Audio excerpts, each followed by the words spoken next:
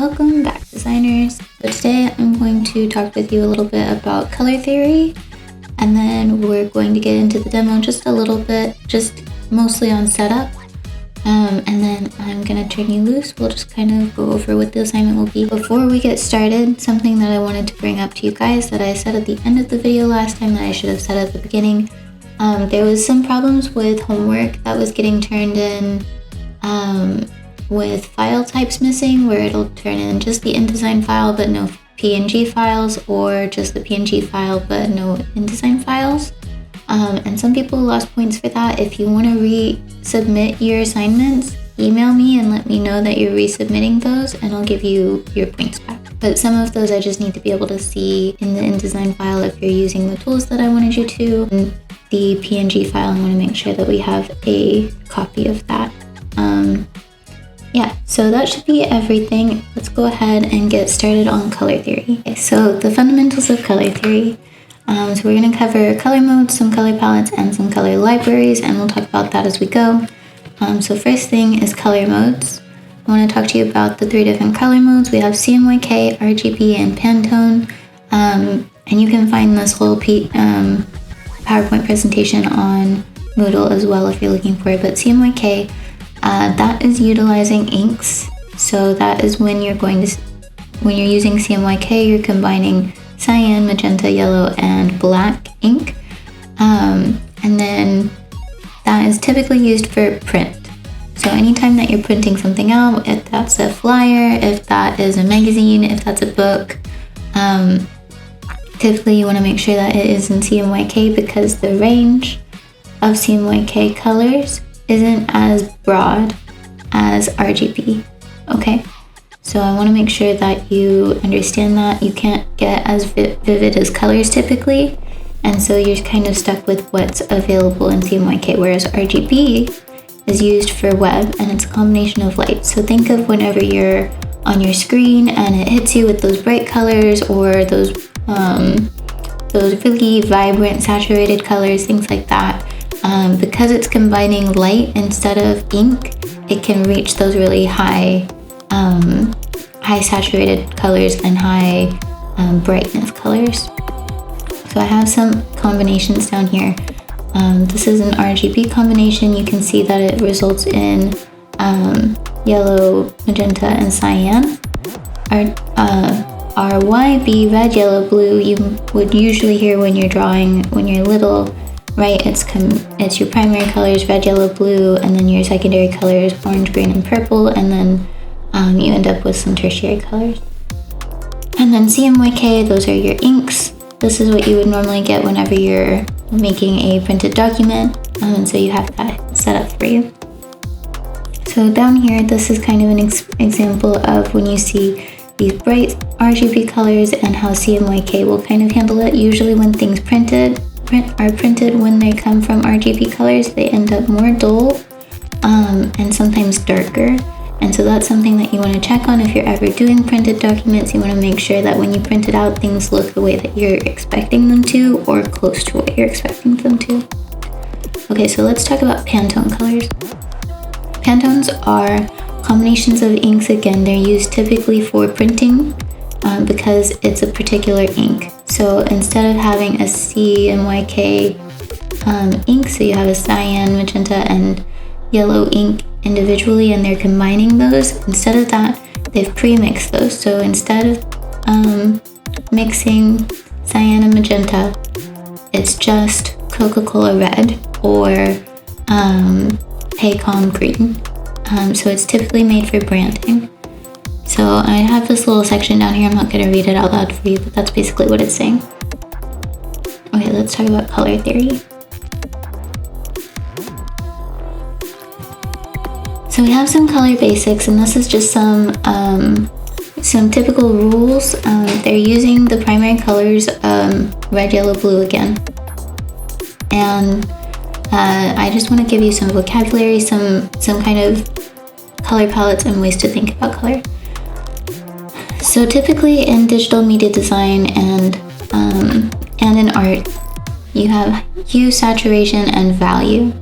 That might be brightness sometimes.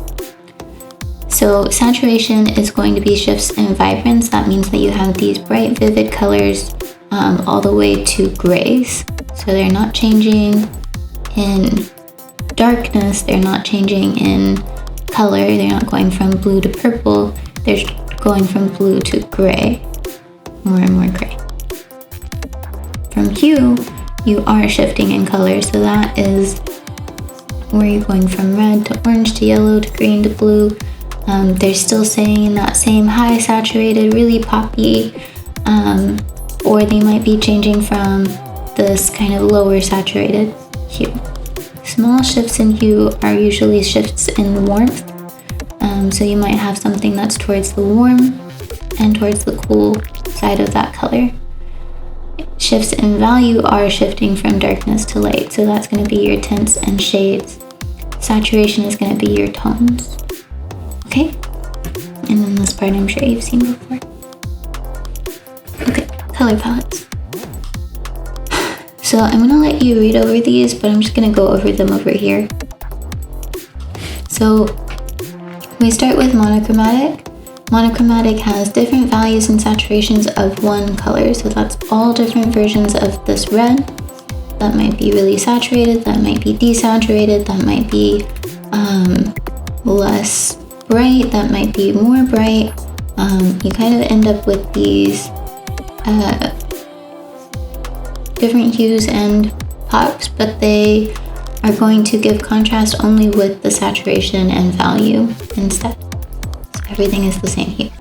Complementary colors, those are going to be when you're using two hues from opposite ends of the color wheel. So that is orange to blue, yellow to purple, red to green. You've probably seen that a lot before. You'll see blue and orange a lot, especially in movie lighting. So you'll see that in art a lot. And they're really nice colors together. Everything in there is typically good to have as really high contrast against each other, even though they're in that same value range, that same saturation range typically. You usually can see those differences really clearly. Below that we have analogous colors. So that might be colors that are all kind of next to each other in the color wheel. So that might be yellows and greens and blues, oranges, yellows, greens. Might be blues, purples, and greens, kind of like that. And so something that you'll notice is you see this in nature a lot. So you might see like sort of these yellows and greens for like the fall leaves changing colors, or you might see different tones of purples and blues in a sunset, that kind of thing. And so that can be kind of good to call upon when you need it.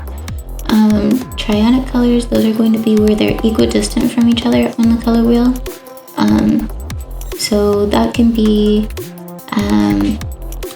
that's usually your primary colors. That'll be red, yellow, blue. That might be purple, green, orange. And then there can be some different combinations of that. So split complementary colors, that is going to be where you take your regular complement and then you split it one step away. So you go from red to blue, and you might have a bit of a purpley blue and a bit of a green blue. With tetradic colors, you're doing the same thing, where you have a little bit of a purpley blue and a little bit of a green blue. And then on the opposite side, you have that split again, where you have a bit of a purpley red and a bit of a orangey red. And so you can see that across here. Okay, something that I want you to keep in mind is they're not pulling from only the brightest, most saturated color. You can use different you can use different saturations and different values to kind of emphasize where your focal point is. Okay, there's some other color palettes that I want you to consider, just especially as a graphic designer you might want to know about. So you have some neutral color palettes that might be black, white, grays, beiges, warm and cool, so that can just be like reds, orange, yellows, versus blues and greens and purples, so that might be similar to that complementary or that split complementary. Pastel, that's where you're using these kind of color palettes, but you're using the softest and lightest versions of them. Earth tones, those are going to be where you're using things inspired by nature, so that might be some of those analogous color palettes again, but just going to bring in more of those browns and earthy colors. And then monochromatic with accents, so that might be like black and white with a pop of like neon yellow or a pop of bright red. So that can give you a lot of contrast. It's kind of more of that monochromatic scheme with one particular color popping out. Okay. So contrast and harmony. So the Gestalt theory is teaching us about principles of similarity. So what that means is we're going to pull out things that have a big contrast. So when things are similar, they go together. We don't really notice them. When things are not similar, we notice them. So that might be in hue, saturation, or value. Those are the times where we're going to pop out those colors. And so whenever we're picking out our colors, we want to go for things that have a strong contrast, especially with text. So there's a contrast checker. You can find the website down here. And you want to have generally a 4.0 or higher right here in your text, from darkest text to lightest, but also in hue and saturation and value. I think that this is a really good website to check that. It'll give you some pass and fail like notes as well about how accessible your colors are, how easily they're going to be able to be read. And so when you're coming up with your text and your background colors, this is the best way to make sure that this is going to be readable for everybody. And you might have really good vision, but not everyone has the best vision, and so that might be something to consider too. So anyway, this works really well in reverse, so that means that whenever you don't want things to pop out, when you want them to blend in, you want them to be similar to each other, you want them to be close in hue, saturation, and value. And so that might be like patterns in the background that are non-distracting, things like that. So color palettes like analogous and monochromatic palettes bring low contrast, so think warm colors or all shades of pink. Okay, color libraries. So we have CC libraries in InDesign, and with that, it kind of gives us a little bit of opportunity to create some cohesion throughout different documents, and that's not just pages on the same document, that's across all documents, so you'll always have access to your CC library, and you can always update that and change it. So we can talk about the eyedropper tool and swatches, and I'll show you how to make those in the next section. Alright, so we're in InDesign, and I want to show you kind of what we're going to be making. And so I'm going to show you how to set up these different document styles. So post sizes for Facebook, LinkedIn, TikTok, Instagram carousels, or just Instagram posts. I want to talk to you about style guides a little bit because we didn't really get into it before. And I want to show you how to set up your CC libraries and your swatches. So let's go ahead and get started. Okay, so I'm starting a new document, and what I'm going to do is change my units into pixels. I'm going to go for the Instagram size post, so I'm going to start with a 1080 by 1080 document. We can just stick with one page for now. We can uncheck facing pages. We don't care about column gutters. With margins, I'd like those to be 100 pixels, and that's all the way across. And then for bleed, we don't need to worry about that. So we can go ahead and click create. And then up here, I'm just going to reset my essentials also so that we're on the same starting point. So what you have is this first square. This is going to be your Instagram size document. And before we get into it too far, I want to start to set up some templates, and I want to kind of adjust my parents. Okay, so down here, down in the bottom right corner, you have this page size edit button, and I want you to click on custom. Now I have some in here already, but in your Word document, you have these set up for each of these document sizes. I want you to create one of each of them. And so let's say we're going to add one more. So let's say we're making an Instagram carousel. And that'll be 1080 by 1080 again, but we can click add, not okay. Because if you click OK, it's going to start with your document. So go ahead and make one of each of these. So you'll have 12,000 pixels, 1200 pixels, sorry, by 630 pixels for Facebook. LinkedIn will be 1200 as well, and 627. TikTok is going to be 1080 by 1920. That's the same for an Instagram Reel. And then Instagram carousels are the same as an Instagram post. So I'm just going to click delete on that for me. Okay. So now what you should have is something that looks like this, and you can use that going forward in the future too, so that's nice to have. What I want you to do next is I want you to create a new document, and we're going to create several. So for me, I'm setting up 7. In your description, it'll be between 1 and 10. I'm sorry, 2 and 10. So what we're going to do is we're going to right click and say allow document pages to shuffle. We want that checked off. Okay, so it's checked off.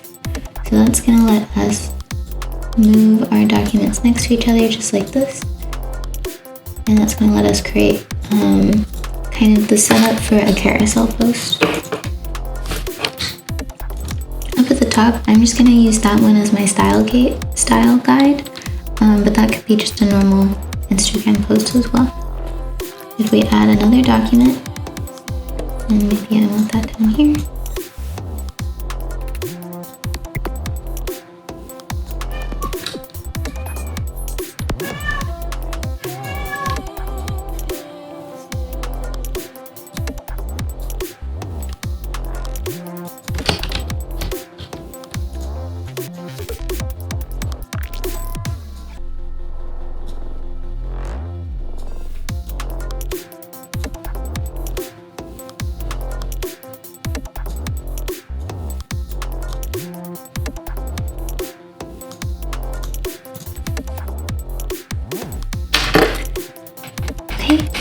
So we have a new document. We want this one to be our other social media post. So remember, in your assignment, you only need the carousel, your style guide, and one other document size. So maybe we want to go for the TikTok size, or maybe we want to go for LinkedIn size. You have that set up so that you can just switch it right away. Up here in the top, we've done this before, but I want you to go back into it. So in a parent, you can adjust some things. So you might want to change the background. Okay. Maybe you want that color to be one of your colors from your swatches. So let's go ahead and get started with that. Okay, so I want us to start by making a color palette. We can start with just the generator, and then I think that we didn't try this last time, but we could also just go through exploring trending color palettes and find something that we like. For your assignment, I want you to try to come up with something for like a graphic design company that you're starting. So something that represents you. That might be graphic design, that might be if you're an animator, that might be if you are an artist and a painter, some kind of design company, something that is related to that. I want you to come up with something where you're saying that you're open for business, you're accepting commissions, something like that. So you can look through and find something that feels like it represents you and your style and your like your audience, what you're kind of going for, or you can try the color generator from before and just try your luck hitting spacebar. So what I want us to do is look for something that has a bright color and a dark color and a light color. That's going to be the most helpful to get us started. So something like this is close. It just needs something that's a bit dark to go with it. You might want a bright color to pop with it too, but something that has a dark color is going to be very helpful when it comes to creating a contrast with your colors. So let's go ahead and pick one. Go ahead and go with this one after all, just so that we can kind of take a look at what we're making and how we can adjust it. So if I go to my snipping tool and click new, and we can just make a selection of these colors just like that, copy it, go to InDesign and paste it right into InDesign. So that's going to give us some colors. And what we can do to start off, we can go into CC Library, choose the plus sign, and we'll say extract from image. Gotta have it selected. And so it does a really good job of finding those colors that are in your document already. We just want to make sure that it is accurate, and so we can say save to CC Libraries, and it's going to pull up these hex codes for us, and it's going to give us this color palette already. So that's really helpful. Now something that I also want us to do is make sure that we're checking those colors. So if we go to Window, Color, and Swatches, that's going to give us our swatches palette, which I'm sure you're familiar with by now. I'm going to delete out some of these colors that we won't be using, and then I'm going to go through and add in these colors just by clicking on them. So now those are added in, and that's going to give us our hex codes. So you can see here that was not close enough to, it's not going to let us print that because it's in an RGB color mode. So if it's in CMYK, you can see how the color modes are changing. It's too bright. Luckily, we're making a social media post, and so this is going to be on a screen in some capacity, so we can leave it in RGB, but it's just trying to notify us that these colors are a little bit too vibrant or a little bit out of the scale of what CMYK could handle. So down here, it gives us our hexadecimal code. We can copy it, and we can go into this other website, which was in the PowerPoint, and it's going to let us check our colors. So we can paste that first color. Let's go for this. Let's go for this light pink. Go for both of those, and you can see it's failing on each time, and it's a 1.4. So that's a little bit low. It's a little bit hard to read when they're right on top of each other. Not impossible, but we want to kind of emphasize it, and you can see that it switched everything to black because it's saying it's too light for anyone to see anything too well. And so what we can do is lower this darkness, kind of change the hue around, kind of change the saturation around until we're happy with it. And we have a 10.2 score, so this is very readable. Maybe we want something that is still on the lighter side, still close to that pink that we had. So let's go back to what we started with. And maybe we want to change the purple instead. So maybe we want that purple to be a bit darker. And we could even desaturate it a little until we get something that's kind of similar to what we had, but still readable. So maybe we want something like that. We just want to make sure that we're at least above a 4. We can pass in a large document, but we are not going to be able to read it as well on small documents. So that might mean that we need to make our pink color even lighter. That can make it even more readable. Maybe we want to change this purple to something really vibrant instead. So maybe we want like a bright red. Okay, so we have some colors kind of like this. That's going to be very readable. Now we're at a 5. We're passing on almost everything. And if we scroll down, we can read everything pretty clearly. So I'm going to copy this.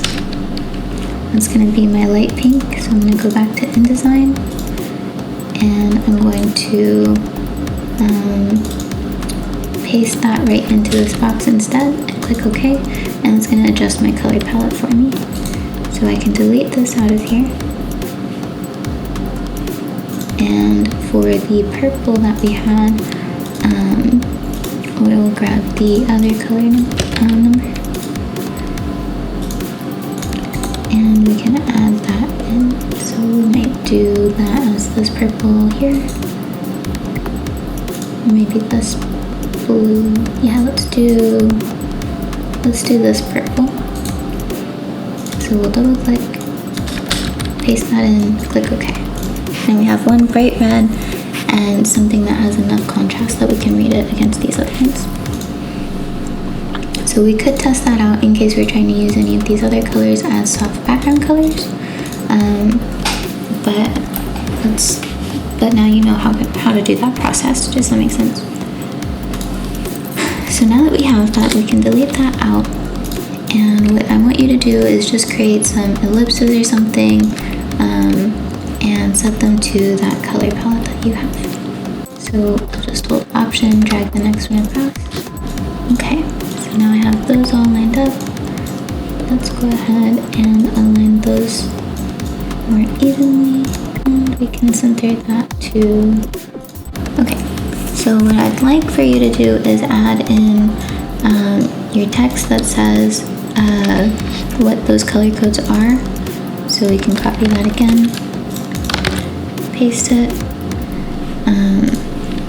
and then I'm going to set it to kind of the fonts and styles that I'm going to use for my document. So maybe that will be this Blenny, or maybe I could use, I have a handwritten one and I kind of like that, how readable it is against that color that we set up already, that we kind of already tested this on. So that might be a good way to go ahead and check everything too while we're at it. So now I have my my text all set up.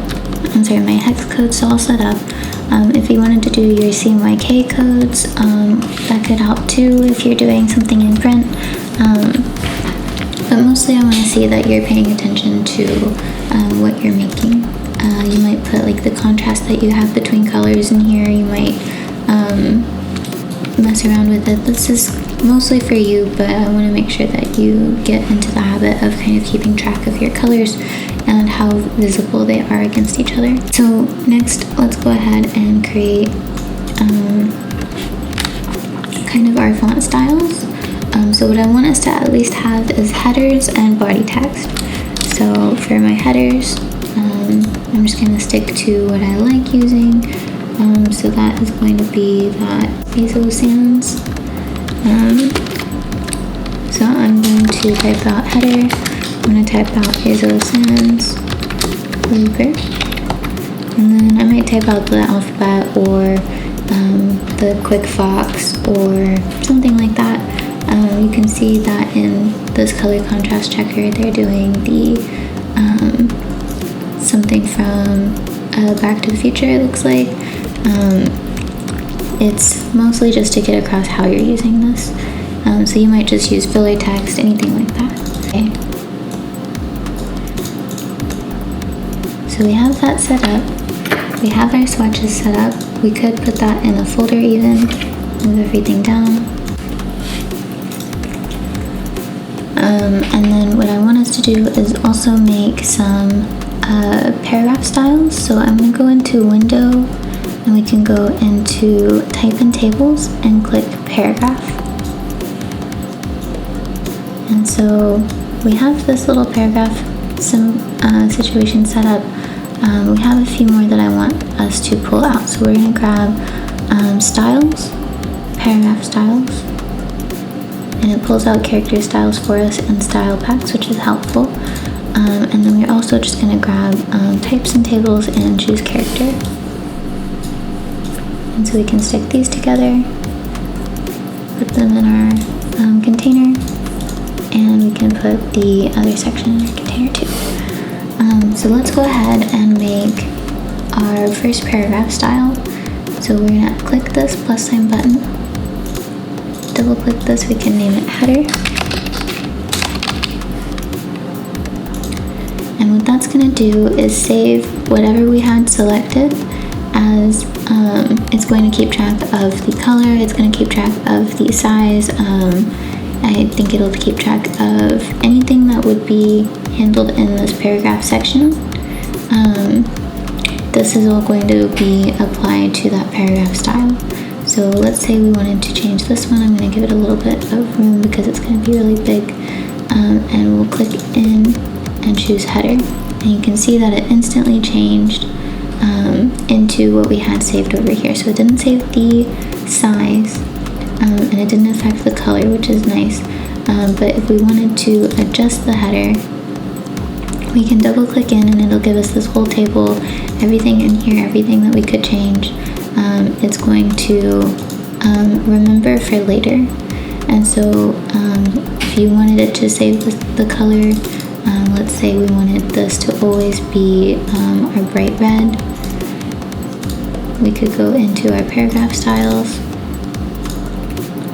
right click, and say redefine style. So now everything that is meant to be that header is set to red. So maybe we can test it on this one.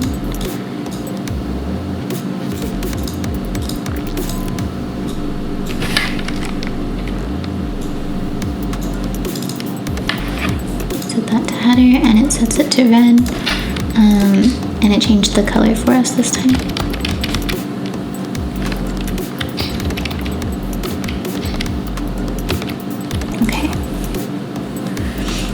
Save it like that. Actually, I kind of prefer it to be in that typeface, but that's okay. We'll leave it how it is. So we will set it to that red though, just because that's the color I'm going to be using for my darks.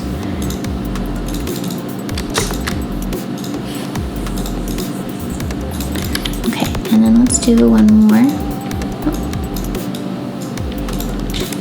We'll just duplicate that down. We'll say body,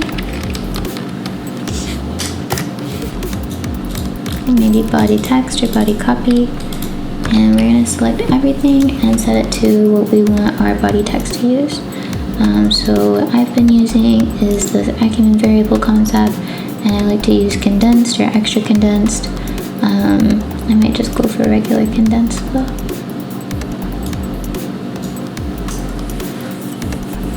Maybe condensed. Yeah, condensed.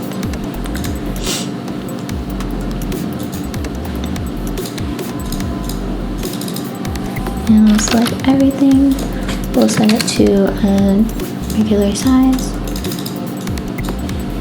Adjust the paragraph spacing so that everything is even.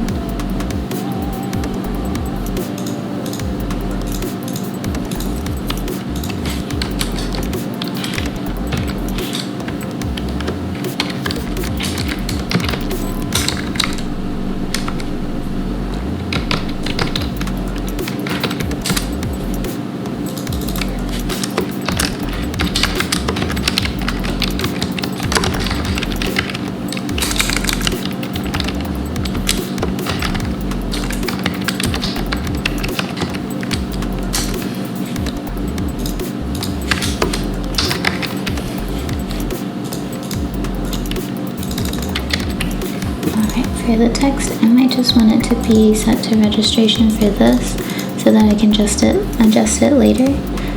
So we're going to go into our paragraph styles, we'll click on body copy, and we want to adjust this basic paragraph. So we'll say redefine style, and now it's set to the style. So maybe if I wanted to change it to that text that we had up here, we can choose the text that we used there. And then you can see in our paragraph styles this little plus sign saying that something's not quite right. It's not using the paragraph styles the way that it's expecting to. So we can say redefine again and the plus sign goes away. And now that's the default for paragraph styles. Okay, so let's go ahead and take a look at the rest of the document. For your style guide, that's all I need. So maybe we have our carousel and we have our Facebook post. We talked about colors, we talked about the contrast between them, we talked about readability. Let's go ahead and look through our assignment. So we talked about that, we created our style guide. What I want you to do is take a screen grab of two things. So I want you to do a screen grab of your social media colors because I want to see that you were able to add them to your swatches, and I want to see that you were able to add these to your CC libraries also. So what you can do for that is click here, click on the plus sign, and you can say paragraph style. So that's going to add that down here. We have some old ones from earlier.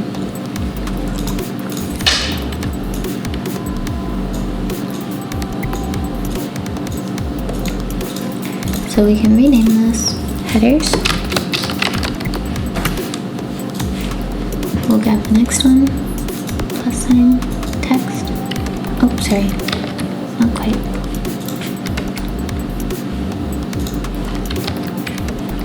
Plus sign, and we want paragraph style. Text is going to remember the literal words that you've typed out. So here we can say rename, and we can call that body copy. Okay, and we can select these, extract from image, and it's going to pull those colors for us again. Make sure that it gets it right, and we can say save to CC libraries. Now we have our colors saved this way. Another way you could do it is just by selecting them one at a time and saying fill color. So that might be handy to go through.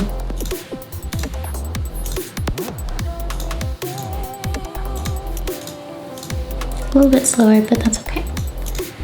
So you have that all set now, and you can use that for all of your social media setup that you have, so that you can make everything look very uniform and very branded, and then take a screenshot of the CC Libraries tab too. Okay, so that should pretty much wrap everything up. So just to repeat, that is going to be due on the 12th. Then we have you have to turn in a carousel. I want to see screenshots of your swatches, the CC library, and then I'm needing two paragraph styles, so your body copy and your header at least. If you have others, then you can add that in. Maybe you have subheaders. Maybe you want to do something specific for these, like numbers or whatever you end up doing. The design itself, that's all up to you. I'm wanting you to make it your own and make it about you and your business and your art and your design. I'm needing 5 colors from you. 2 of the colors I want you to at least check anytime that you're using text on a background color. I want to make sure that that is high enough contrast and you know how to check that out. And so it's that Instagram carousel post, and then one other social media thing. You can pick whichever social media you want to do.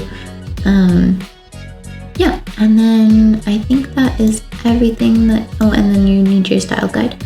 And then I think that you're all set. So I hope that you have a good week, and I hope that this assignment goes well. Let me know if you have any questions or need any help or anything.